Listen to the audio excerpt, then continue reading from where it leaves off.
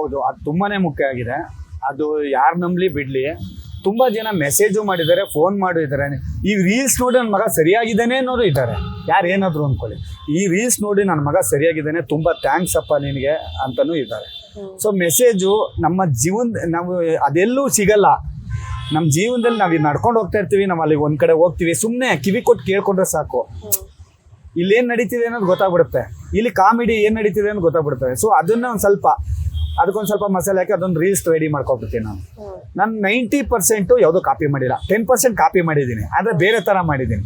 ಹಿಂದಿದು ಒಂದು 2, 3, 1, 4, 5 ಸದ್ಯಕ್ಕೆ ಕಾನ್ಸೆಪ್ಟು ಸಡನ್ನಾಗಿ ಕಾನ್ಸೆಪ್ಟ್ ಮಾಡಬೇಕು, ಕಂಟೆಂಟ್ ಮಾಡಬೇಕು ಅಂದರೆ ಎಲ್ಲಿ ತರಲಿ.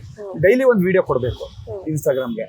ಎಲ್ಲಿವರೆಗೂ ನಾವು ಜನಗಳನ್ನ ನಗಿಸ್ತಾ ಇರ್ತೀವಿ, ವಿಡಿಯೋಗಳು ಕೊಡ್ತಾ ಇರ್ತೀವಿ, ಅಲ್ಲಿವರೆಗೂ ಜನ ನೆನ್ಪಿಟ್ಕೋತಾರೆ. ನಾವೇನಾದ್ರೂ ಒಂದು 4 ದಿನ ಮರೆಯಾದ್ರೆ ಮರ್ತ್ಬಿಡ್ತಾರೆ. ಸೊ ಇದು ನನ್ನ ಕಾನ್ಸೆಪ್ಟು. ಡೈಲಿ ಒಂದು ವಿಡಿಯೋ ಹೆಂಗಾದ್ರೂ ಮಾಡ್ಕೊಡ್ಬೇಕು.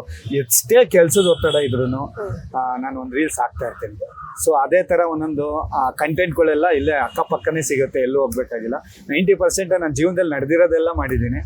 ಹಿಂಗೆ ಮಾಡ್ಕೊಂಡು ಹೋಗ್ತಾ ಇರ್ತೀನಿ. ನನ್ನ ಜರ್ನಿ ಲಾಸ್ಟ್ ನಾನು ಮನೆ ಕಟ್ಟಬೇಕು ಅಂತ ನನ್ನದೊಂದು ಗುರಿ ಐತೆ. ಸೊ ಅಲ್ಲಿವರೆಗೂ ಹೋರಾಡ್ತಾ ಇರ್ತೀನಿ.